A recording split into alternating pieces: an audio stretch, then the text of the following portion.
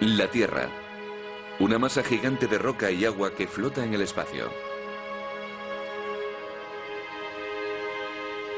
Diferente a cualquier otro planeta conocido, porque sustenta la vida, nuestro hogar y el único lugar del universo en el que podríamos vivir.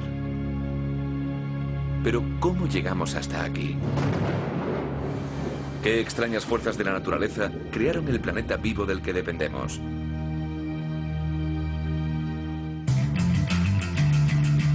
Se trata de un misterio que los científicos comienzan a resolver.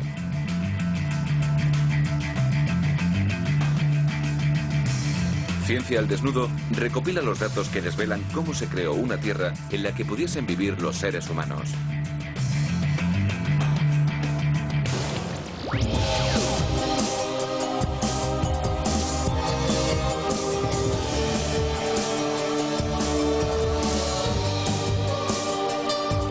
Ciencia al Desnudo, el nacimiento de la Tierra. En todo el cosmos, solo hay un lugar en el que sabemos que pueden sobrevivir los humanos. Parece que la Tierra fue especialmente diseñada para nosotros. Nos proporciona el agua que bebemos, la comida que nos alimenta y el aire que respiramos. Es el único hogar que tenemos y dependemos de este planeta para todo. Pero hace 5.000 millones de años no existía. En el lugar donde ahora reposa la Tierra, en el extremo de la Vía Láctea, solo había una enorme nube de polvo y gas.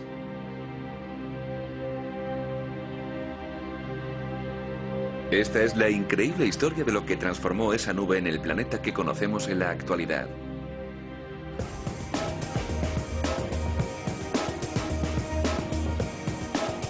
El astrónomo Tom Fleming nos explica qué hace falta para que se forme un planeta. Los astrónomos han descifrado cómo nació la Tierra gracias a telescopios como estos en Kitt Peak, al sur de Arizona.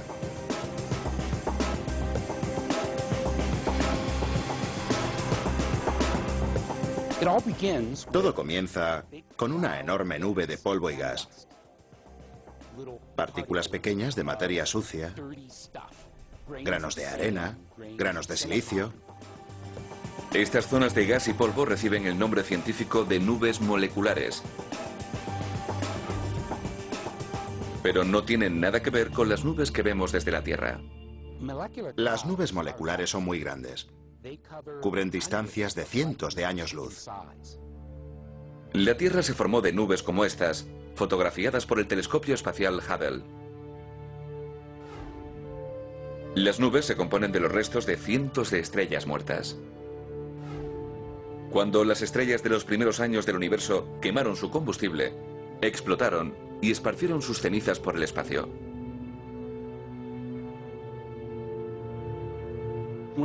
Cuando murió la primera generación de estrellas, ya fuese de forma suave o mediante una explosión, lo que llamamos una supernova, los elementos más pesados, o sea, el hierro, el aluminio, el níquel, todo lo que había creado la estrella en un principio, se esparció por toda la galaxia. Esta combinación de elementos forma la nube molecular, y de ella nacen estrellas nuevas y planetas. La fuerza que impulsa su creación es la gravedad. La misma fuerza que atrae las manzanas a la Tierra, atrae a dos objetos en el espacio.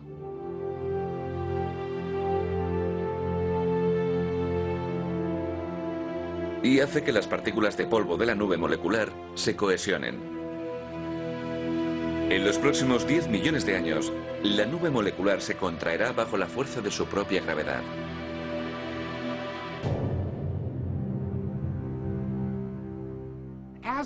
Cuando la nube de gas se desmorona por la fuerza de la gravedad y se convierte en una estrella, sucede algo muy interesante. Voy a intentar demostrarlo con estas dos bolas de plomo y esta rueda giratoria. Me voy a subir a la rueda. Mi masa se ha incrementado por la masa de las dos bolas de plomo. La sujeto con los brazos abiertos, de modo que mi cuerpo se distribuye a una distancia determinada del centro. Fleming representa a una nube molecular. Las bolas representan su masa que, para empezar, se expande sobre una zona muy grande. Le voy a pedir a Lucy que me eche una mano y que me dé un poco de impulso angular. Mientras empiezo a girar, muevo las bolas hacia el centro de mi masa y giro mucho más rápido. Y cuando las alejo, la velocidad se vuelve a reducir. Lo que estáis viendo es lo mismo que le sucede a la nube interestelar. La enorme nube molecular tenía una rotación pequeña, y cuando se encogió, la rotación adquirió velocidad.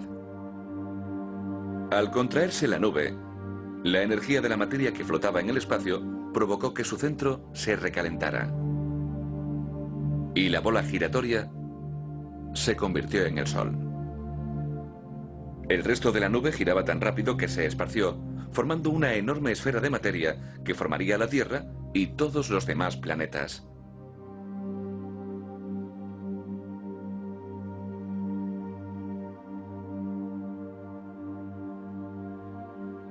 Hasta hace poco, lo que transformó el polvo en un planeta era un misterio. Pero en marzo de 2003, un experimento aparentemente insignificante llevado a cabo a bordo de la Estación Espacial Internacional desembocó en un gran experimento. Al astronauta Don Pettit le resultaba curioso ver los efectos de la ingravidez en las distintas sustancias. En una serie de experimentos sencillos, filmó burbujas, pastillas para la indigestión, remolinos de agua coloreada, y luego llenó una bolsa de plástico de sal. Este último experimento resultó ser toda una revelación científica. Pero en ese momento, Pettit no se dio cuenta de la importancia que tenía. La persona que lo descubrió fue Stanley Love, un compañero astronauta. A Dan le gusta juguetear con las cosas y se le ocurrió meter cosas en bolsas de plástico. Sólidos granulados como azúcar, sal, café instantáneo. Los metió en una bolsa, la infló y la agitó para ver qué pasaba. Y las pequeñas partículas formaron trozos conglomerados de forma inmediata. Love vio un vídeo del experimento y se dio cuenta de que estaba presenciando algo muy significativo. Don grabó el vídeo y dijo, esto es genial, ¿a que está muy bien? Y nos enseñó todos los vídeos de las distintas sustancias en las bolsas. Y yo dije, sí, Don, está estupendo, acabas de solucionar el problema de la formación de los planetas. En una situación de gravedad cero, los cristales tuvieron un comportamiento completamente distinto del que tienen en la Tierra. Love descubrió lo que hacía que se conglomeraran. Cada vez que dos materiales se frotan, se traspasan unos cuantos electrones de uno a otro. Es como cuando te pasas un globo por el pelo y luego lo pegas a una pared. Lo que sucede es que una vez que hay polvo, o básicamente cualquier otra cosa en gravedad cero, y lo agitas y lo frotas contra otra cosa, recibe algún tipo de carga electroestática que hace que se conglomere inmediatamente. Y los trozos que se forman se deshacen agitando la bolsa, pero se vuelven a juntar una vez que dejas de agitarla. La Tierra pudo haber tenido un aspecto parecido a este en sus primeros segundos de vida. Los expertos creen que este momento sucedió hace 4.500 millones de años. Para seguir la evolución del planeta, Ciencia al Desnudo representará el tiempo, desde entonces hasta el presente, en las 12 horas de la esfera de un reloj. El reloj empezó a funcionar a mediodía. El viaje de la Tierra, hasta convertirse en un planeta capaz de sustentar la vida, acaba de comenzar. El primer paso no tarda mucho en producirse. Una vez que los grupos de partículas se convirtieron en objetos de un diámetro de aproximadamente 800 metros, su masa fue lo suficientemente grande como para que su gravedad atrajese la materia de la esfera circundante.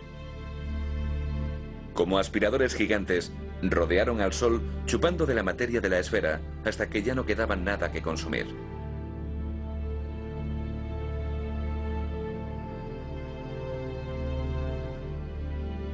En el sistema solar interior, las bolas de masa se convirtieron en unos 20 planetas. Este proceso tardó alrededor de 3 millones de años. Menos de 30 segundos en nuestro reloj.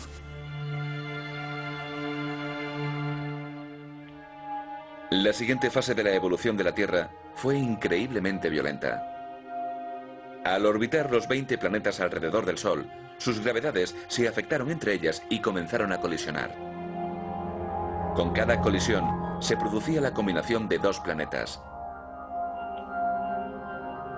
Con el tiempo, estas colisiones redujeron el sistema solar interior a unos pocos planetas.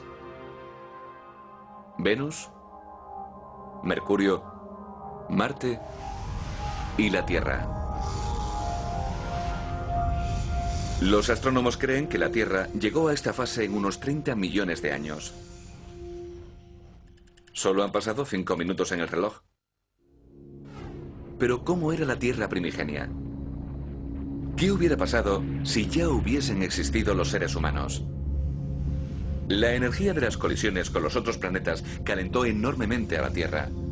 A unos 5000 grados centígrados, su temperatura es 5 veces mayor que la de un horno de cremación. Un humano hubiese desaparecido de inmediato, en una bocanada de vapor y ceniza. Aunque el planeta se enfría poco a poco, se ve amenazado por otro peligro. Una tormenta de partículas cargadas se acerca a la joven Tierra, tan intensa que podría acabar con toda posibilidad de vida.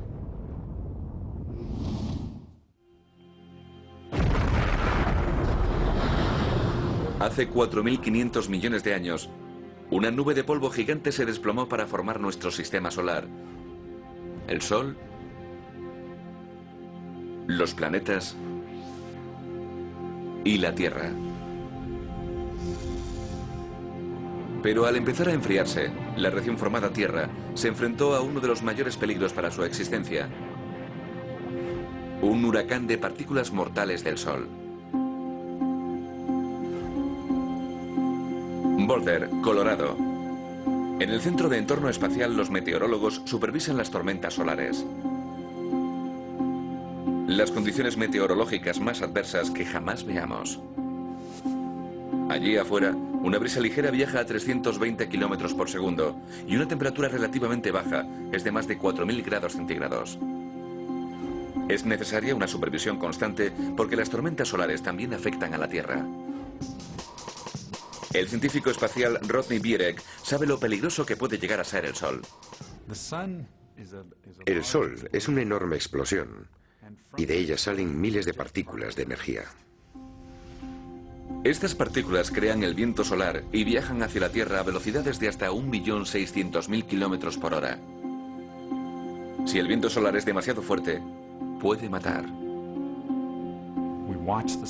Observamos el Sol y cuando vemos algo que puede producir eventos de partículas energéticas en la Tierra, avisamos a los astronautas e incluso a las compañías aéreas. Las partículas cargadas del viento solar suponen una forma de radiación que puede provocar daños irreversibles a las células vivas. Una tormenta solar intensa podría matar a un astronauta en el espacio. Pero el viento solar también puede tener un efecto devastador en los planetas. La Tierra está rodeada por una atmósfera, una capa fina de gases que la protege de las temperaturas extremas del espacio exterior. Pero cuando las partículas cargadas del viento solar chocan contra la atmósfera de un planeta, tienen la capacidad de hacerla trizas. Podemos ver la fuerza destructiva del viento si nos fijamos en Marte. A lo largo de millones de años, el viento solar ha destruido la mayor parte de su atmósfera. Ahora no hay agua líquida en la superficie y demasiado poco aire como para respirar. Un destino que la Tierra podría haber compartido. ¿Por qué no lo hizo? Para obtener una respuesta, hay que regresar al momento de la creación de la Tierra. Cuando empezaba a formarse, la energía que se desprendía en forma de materia producía calor. Y este calor se hizo tan intenso que incluso la roca se derretía. Los elementos más ligeros de la Tierra derretida salieron a la superficie, mientras que los elementos más pesados, incluyendo el hierro, se hundieron hacia el centro. Aquí formaron un núcleo fundido.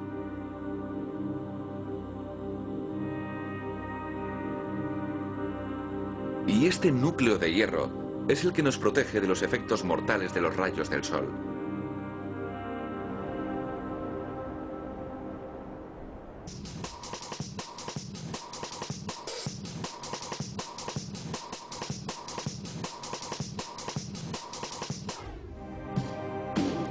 Dan Lathrop investiga el misterio de cómo nos protege el núcleo de la Tierra. En su laboratorio, en la Universidad de Maryland, construye modelos del núcleo para estudiar su comportamiento. El núcleo terrestre ejerce una acción dinamo que produce un campo magnético. Existe un proceso mediante el cual los fluidos de hierro líquido causan campos magnéticos. Lathrop ha descubierto que el movimiento giratorio del núcleo crea un escudo magnético que rodea a la Tierra. Es casi simétrico, pero tiene pequeños elementos que rotan alrededor de la esfera interna.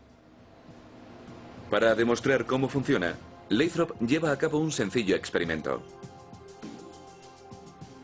Vemos cómo los fluidos producen campos magnéticos con una demostración muy sencilla. Cogemos unas limaduras de hierro y las esparcimos alrededor de rollo de alambre. El alambre representa el núcleo de la Tierra. Y las limaduras de hierro desvelan la forma de los campos magnéticos. Luego enganchamos el alambre a un suministro eléctrico.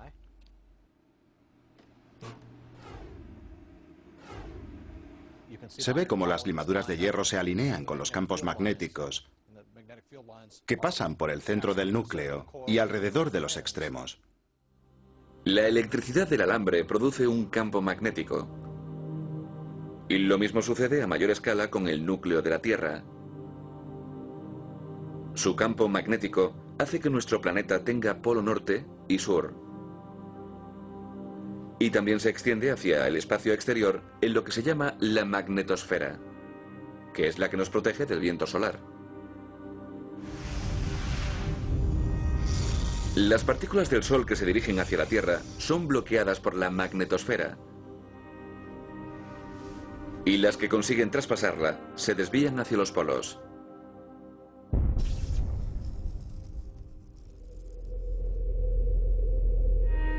Aquí, al penetrar en la atmósfera de la Tierra, reaccionan con las moléculas del aire y crean la aurora, la boreal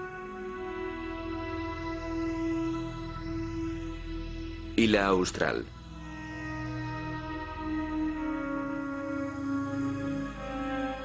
En la actualidad, el viento solar sigue erosionando nuestra atmósfera, pero gracias a la magnetosfera no supone una amenaza para nuestras vidas. Se ha calculado que el viento solar arrastra entre 2 y 5 kilos de atmósfera por segundo. Por suerte para nosotros, el tiempo que llevaría a agotar nuestra atmósfera es muy superior al de la vida del Sol.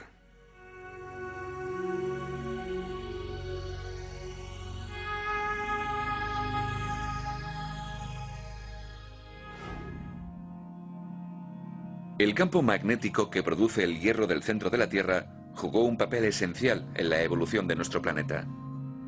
Sin él, no tendríamos el aire que respiramos. Solo han pasado 6 minutos en el reloj en el que las 12 horas representan la historia de la Tierra. La Tierra sigue sin parecerse al planeta que conocemos, pero ¿podría un ser humano sobrevivir en su superficie? Es posible que la Tierra se hubiese enfriado lo suficiente como para que un humano sobreviviera con un traje resistente al calor. Y gracias a su núcleo de hierro, el planeta está protegido del viento solar. Sin embargo, sigue sin haber ni oxígeno ni agua. No aguantaríamos ni un minuto. Y lo que es peor, si algún humano llegase a sobrevivir, enseguida tendría que pasar por un trance. Enseguida sucederá algo espectacular. La Tierra está en la ruta de colisión de otro planeta y está a punto de experimentar el mayor estallido de su historia. Hasta ahora hemos visto cómo se desplomó una nube gigante de gas y polvo que formó nuestro sistema solar.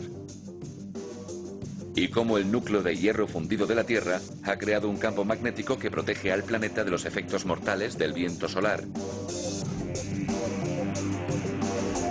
Para formarse, la Tierra pasó por un proceso violento y dramático. Pero aún iba a tener lugar un acontecimiento increíble. Una colisión de tales dimensiones que podría fundir al planeta entero.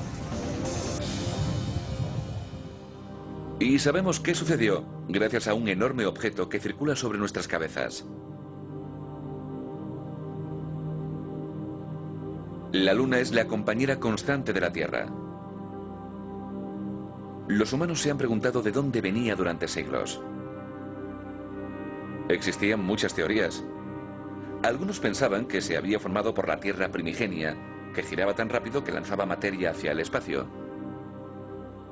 Otros sugerían que la Luna era un planeta pasajero que se había quedado atrapado por la gravedad de la Tierra. Pero nadie lo sabía con certeza.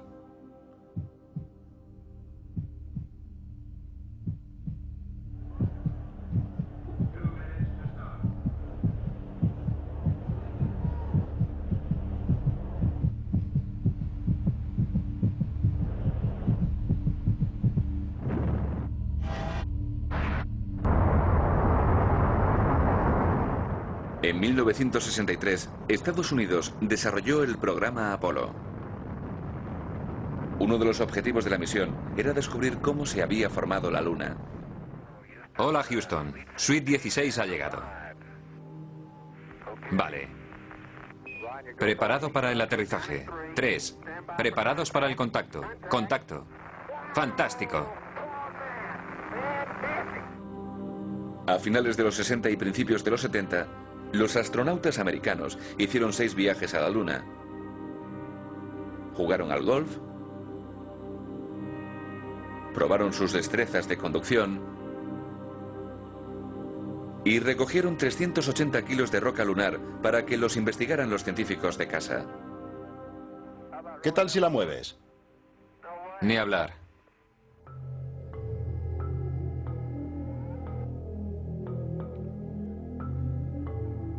Las muestras que trajeron a la Tierra expusieron algo muy extraño. Cuando los expertos las examinaron, descubrieron que estaban muy secas, como si las hubiesen calentado. Muy desconcertante. Ahora cualquier teoría con respecto a la creación lunar debía resolver este misterio. En los 90, la científica planetaria Robin Canup decidió poner a prueba una nueva teoría. Modeló un simulador informático que representaba lo que pasaría si la Tierra colisionara con otro planeta. Los resultados fueron muy significativos. Esta es una simulación del impacto de un planeta del tamaño aproximado de Marte, que se ve en el lado superior derecho, colisionando con la joven prototierra, que está representada por este objeto de aquí. El atacante ha llegado y ha chocado contra la Tierra en un ángulo muy oblicuo de unos 45 grados. Se ve un trozo alargado de materia, que es el atacante. Se ha extendido y distorsionado por el propio impacto. Hay un conglomerado de materia, que se ve aquí, que volverá a impactar contra la Tierra. Después de un breve espacio de tiempo, esta materia de impacto vuelve a pasar muy cerca de la Tierra. Y como resultado de la gravedad de la Tierra, este trozo de materia inicial se extiende hasta que finalmente se rompe y forma una esfera. Y es precisamente de esta esfera de material que gira alrededor de la Tierra de donde pensamos que más adelante surge la Luna. Con la simulación, Canup ha hecho un cálculo exacto de lo que sucedió durante el impacto. Un planeta increíblemente grande habría impactado contra la Tierra a una velocidad de 12 kilómetros por segundo.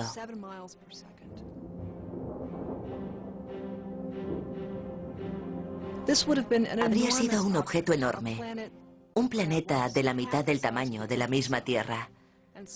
Hubiese cubierto el cielo entero antes de impactar contra ella.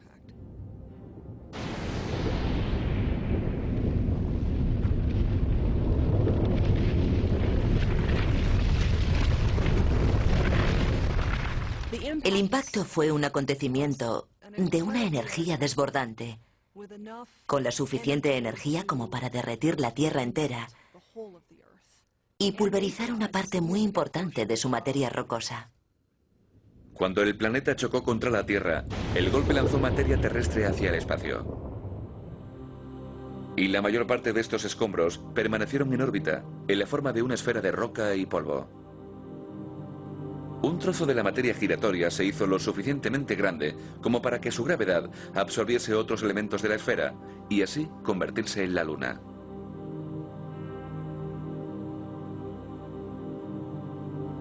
La Tierra comenzó a formarse hace 50 millones de años. Solo han pasado 8 minutos en el reloj, cuyas 12 horas representan la historia de la Tierra.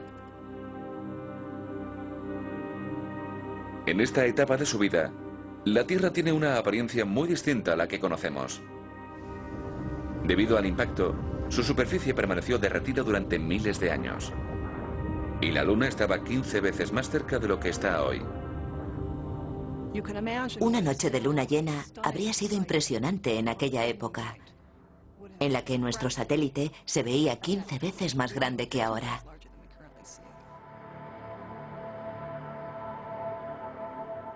La colisión con el planeta y la formación de la Luna fueron clave para crear una Tierra en la que pudiese surgir la vida.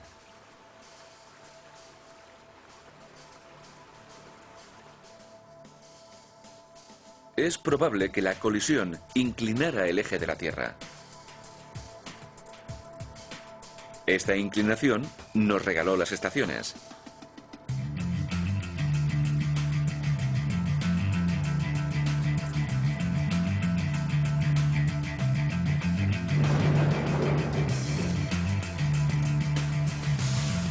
Gracias a la inclinación del eje, el clima de la Tierra cambia a lo largo del año. Y nos proporciona el ciclo de la vida.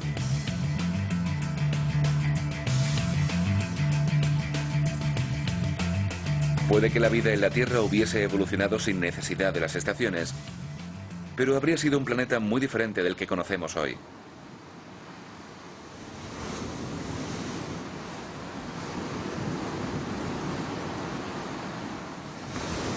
La creación de la Luna también nos dio las mareas. Cuando la Luna estaba más cerca, eran mucho más fuertes, pero se han debilitado con su progresivo distanciamiento.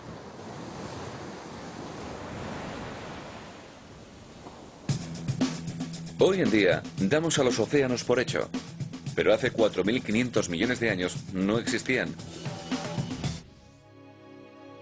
Y sin agua, no podría haber vida. ¿De dónde llegó el agua?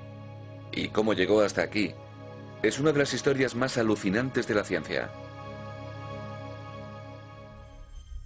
Ciencia al desnudo investiga el nacimiento de la Tierra.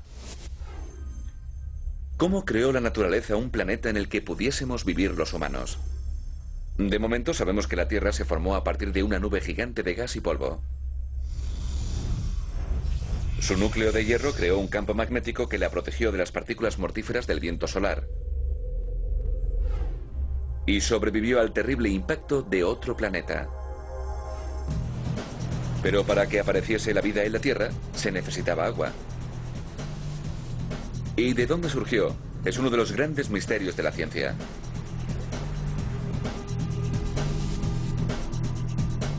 En la actualidad, hay alrededor de 1.630 trillones de litros de agua en el planeta, el equivalente a 394.000 millones de piscinas olímpicas. Pero muchos astrónomos piensan que de contener agua, la Tierra primigenia habría sido muy poca.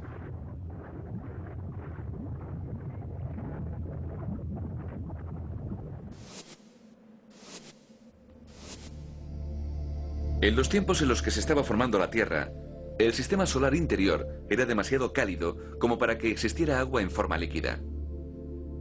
La región que se extendía desde el Sol hasta el cinturón de asteroides era extremadamente árida. Las reservas de agua más cercanas a la Tierra estaban a 250 millones de kilómetros de distancia, en los extremos del cinturón de asteroides. Aquí, lejos del calor del Sol, el agua se congeló para formar planetas y otros objetos. Pero hasta ahora, los científicos no han empezado a resolver el misterio de cómo llegó el agua a la Tierra. La primera pista llegó con el lanzamiento, en enero de 2005, de una nave de la NASA poco habitual. La misión de la nave Deep Impact era volar a 430 millones de kilómetros de distancia, hasta llegar a un cometa llamado Tempel 1. Una vez allí, debía lanzar un impactador de cobre de 360 kilos sobre su superficie.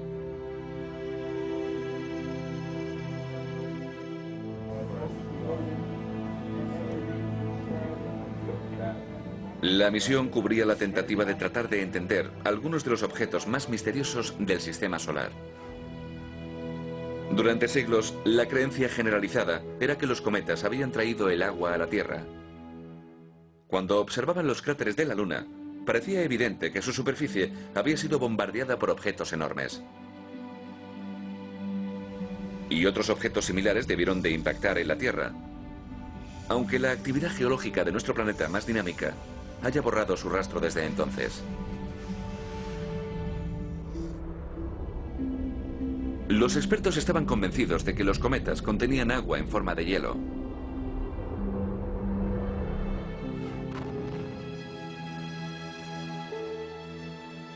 Pero con la misión Deep Impact, era la primera vez que se sondeaba un cometa por dentro. En la mañana del 4 de julio de 2005, los científicos de la NASA esperaban impacientes a que el impactador alcanzase el cometa a 37.000 kilómetros por hora.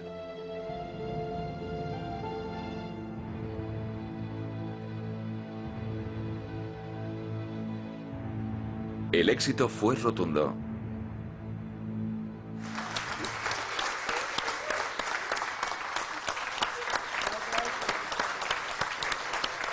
Los telescopios de medio mundo registraron la explosión.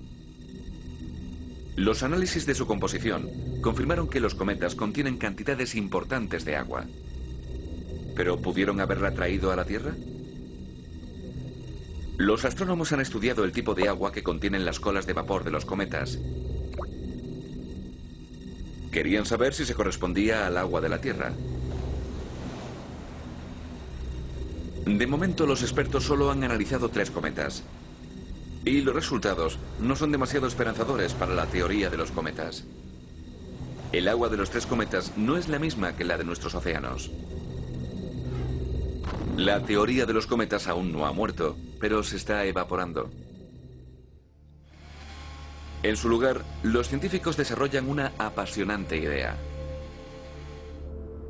La pista definitiva llegó el 18 de enero de 2000. Aquella noche se iluminó el cielo de la California occidental. Decenas de testigos presenciaron cómo un meteorito penetraba en la atmósfera de la Tierra. Segundos después, se hicieron estas fotografías del rastro que dejó en el cielo.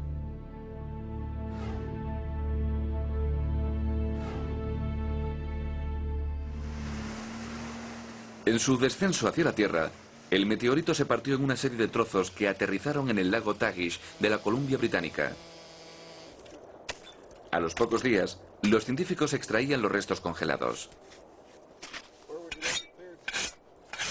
Los trozos que sacaron del hielo eran los meteoritos mejor preservados jamás encontrados.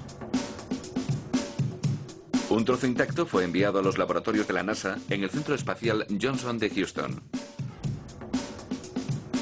Aquí lo examinó el científico espacial Michael Solensky. A pesar de haberse calentado por la fricción al penetrar en la atmósfera, el meteorito permanecía intacto. Los meteoritos se preservan en el frío del espacio durante millones de años. Así que están muy fríos. Penetran la atmósfera a velocidades muy altas y se calientan mucho por fuera, pero solo durante unos pocos segundos, que no son suficientes para que traspase más que un par de milímetros. Esto implica que cuando los meteoritos llegan al suelo, se enfrían enseguida. Se escuchan historias de meteoritos que provocan fuegos y cosas así. Es todo mentira. Un par de segundos después del impacto ya están fríos al tacto. Pero cuando un meteorito es frágil, como el que cayó en el lago Tagish, la diferencia la marca el lugar en el que aterriza. Tuvimos mucha suerte de encontrarlo en un lago congelado. Si hubiese caído en algún otro lugar, se habría convertido en polvo en un par de días. Es probable que este tipo de meteorito caiga en la Tierra con cierta frecuencia, pero que se destruya. Solensky pudo analizar el interior del meteorito porque permanecía congelado. Esta es una muestra del meteorito del lago Tagish. La materia negra se compone básicamente de minerales arcillosos, como los que se encontrarían en cualquier jardín. Y estos minerales tienen moléculas de agua dentro. Alrededor del 20% del peso de este meteorito es agua, es una cantidad muy grande. Los astrónomos estudian la procedencia del meteorito por medio del lugar y ángulo en el que cayó. Descubrieron que venía de la parte exterior del cinturón de asteroides. Si se observan los asteroides por el telescopio, se descubre que cuanto más lejos están del Sol, más agua contienen. Los astrónomos sospechan que fueron estos asteroides los que trajeron el agua a la Tierra. Si tienen razón, nuestros océanos se formaron por una lluvia torrencial de meteoritos. Pero queda un misterio pendiente de resolver. ¿Qué pudo causar que los asteroides se saliesen de su órbita para impactar contra la Tierra? El responsable parece ser el planeta más grande del sistema solar. Júpiter yace justo detrás del cinturón de asteroides. Y su masa es de tales dimensiones que su gravedad trastoca a cualquier objeto que se le acerque. En el pasado lejano, sacó a miles de asteroides de sus órbitas circulares para hacer órbitas elípticas que se cruzaban con la Tierra. Cuando sucedió, las colisiones fueron inevitables. La Tierra sufrió un bombardeo.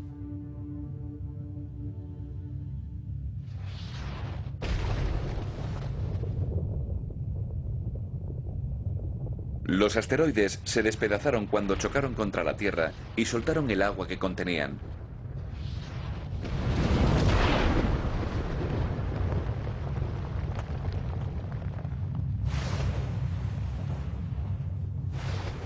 Explosión tras explosión, se fueron creando los océanos que hoy conocemos.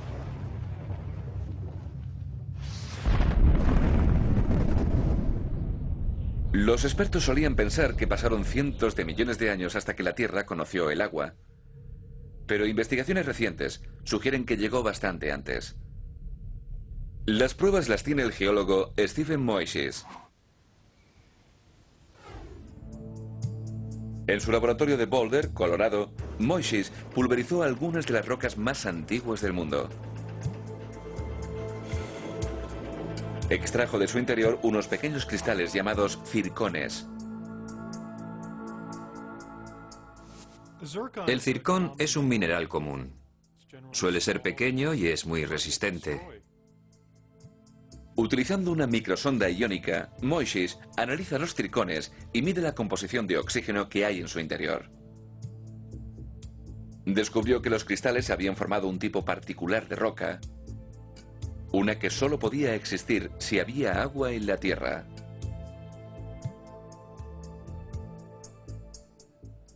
Lo que fue sorprendente, emocionante, divertido, fue que estos circones mostraron no solo que las cosas de la superficie de la Tierra se habían estabilizado hasta alcanzar condiciones normales, sino que el agua estaba presente y que además estaba por todas partes.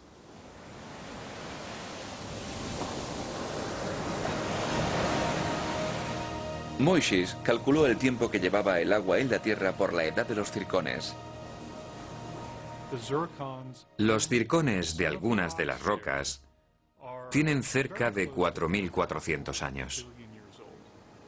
Este indicio sugiere que el agua llegó a la Tierra en menos de 150 millones de años. En el reloj, cuyas 12 horas representan la historia de la Tierra, solo han pasado 25 minutos desde que el planeta comenzó a formarse. En esta época la Tierra tenía un aspecto muy diferente.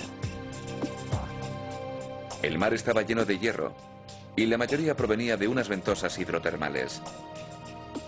La atmósfera era mucho más espesa que la de hoy. Un océano rico en hierro habría sido verde. Y una atmósfera más densa le habría dado un toque de color rojo al cielo. Las condiciones para la existencia humana mejoran. La Tierra se ha enfriado hasta alcanzar una temperatura tolerable y hay agua para mantener la vida. Pero sigue habiendo un terrible problema. Los gases de la atmósfera son principalmente nitrógeno, dióxido de carbono y metano. No hay ni rastro de oxígeno.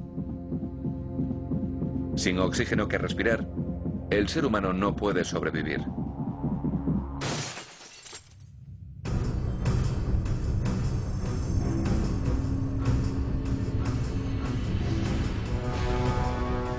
En los primeros años de su vida, la Tierra sufrió un ataque muy violento.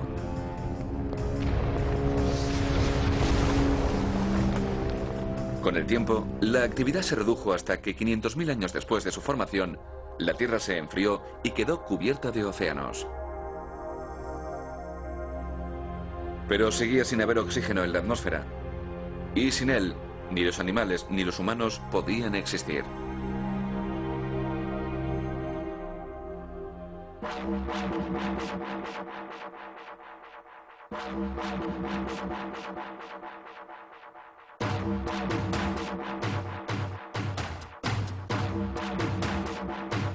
El geólogo Martin van Kranendonk ha investigado cómo obtuvo la Tierra su oxígeno.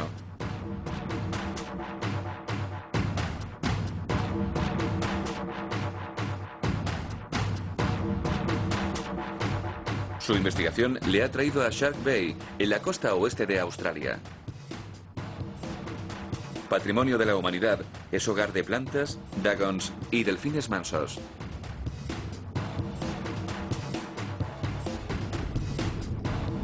Pero Van Kranendonk ha venido a visitar cosas mucho más antiguas.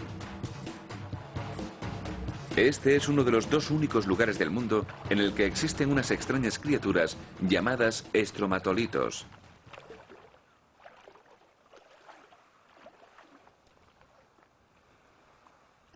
Estos estromatolitos llevan creciendo aquí desde el final de la última edad del hielo, hace unos 10.000 años. Por aquella época, el nivel del mar era un poco más alto, así que las estructuras alcanzaron la altura que tienen ahora.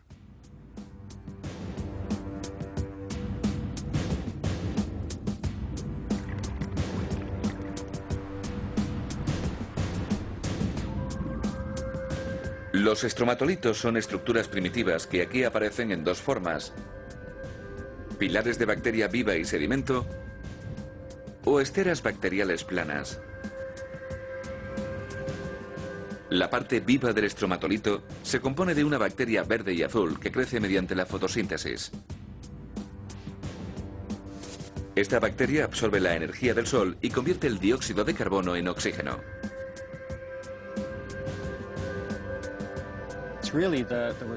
Este proceso de transformación a oxígeno es el que hace que el planeta Tierra sea como es y que los humanos, animales y plantas puedan vivir en ella.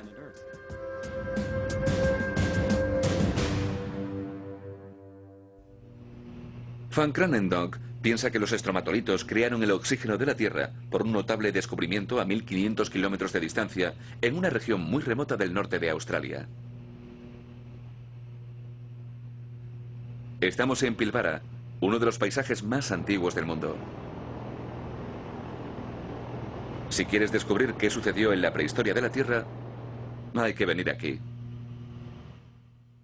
Parece como si una máquina del tiempo nos hubiese transportado a la Tierra primigenia.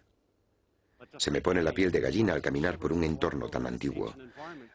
Aquí se siguen viendo los procesos que tuvieron lugar hace 3.500 millones de años. Aquí, en un lugar que se mantiene en secreto para que se preserven, yacen los fósiles más antiguos jamás encontrados, los ancestros de los estromatolitos de Shark Bay. Lo que resulta extraordinario de la flora de la Pilbara es que contiene la evidencia más antigua de la vida terrestre. Estamos mirando a nuestros tatarabuelos y tatarabuelas.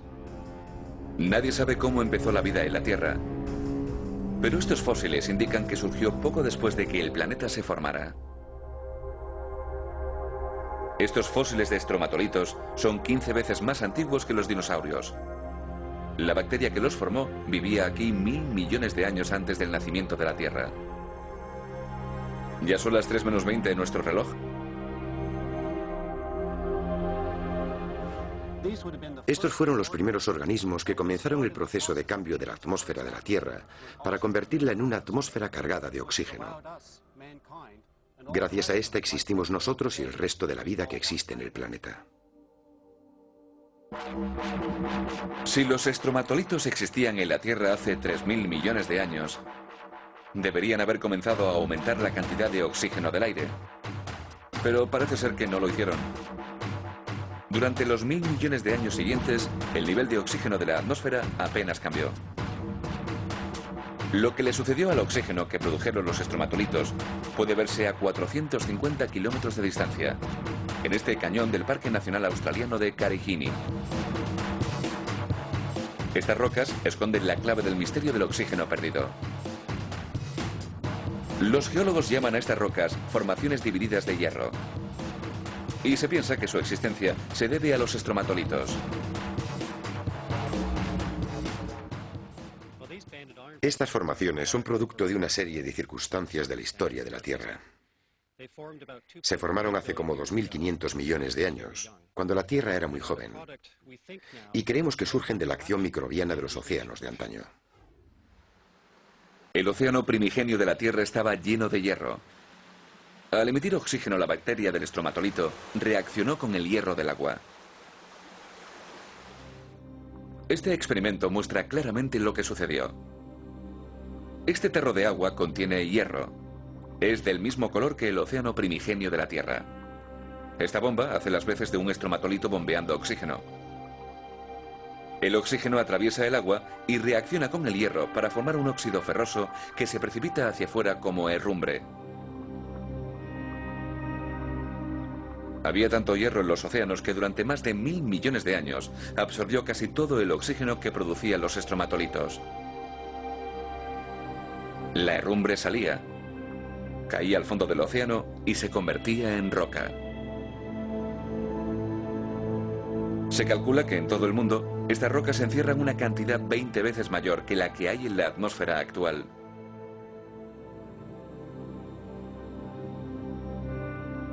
Y tardaron mucho tiempo en formarse. En el reloj que representa toda la historia de la Tierra, en 12 horas, vemos que los planetas se formaron en los primeros 8 minutos. Después de 25, la Tierra empezó a enfriarse y a recopilar agua en su superficie. Pero aún quedan 4 horas y media para que el hierro salga de los océanos y se deposite en las rocas.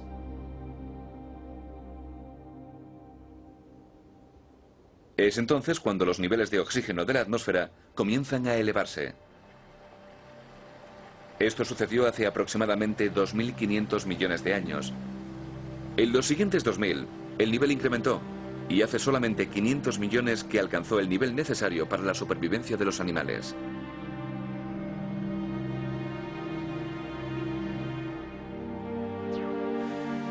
¿Está el planeta preparado para la vida en la Tierra? Por ahora ya se ha enfriado. Hay agua para beber y aire que respirar. Si pudiésemos retroceder en el tiempo, ya podríamos sobrevivir. En nuestra historia han pasado 11 horas. Pero la Tierra aún tiene un largo camino que recorrer antes de que aparezcan los primeros humanos. 37 minutos antes de la medianoche, emergen los dinosaurios. A las 12 menos 10, una catástrofe los erradica por completo. Finalmente, 19 segundos antes de la medianoche, aparecen los primeros humanos. En 4.000 millones de años, las fuerzas de la naturaleza han transformado una enorme región de polvo congelado y gas en el único refugio seguro que tenemos en el universo, la Tierra, nuestro hogar.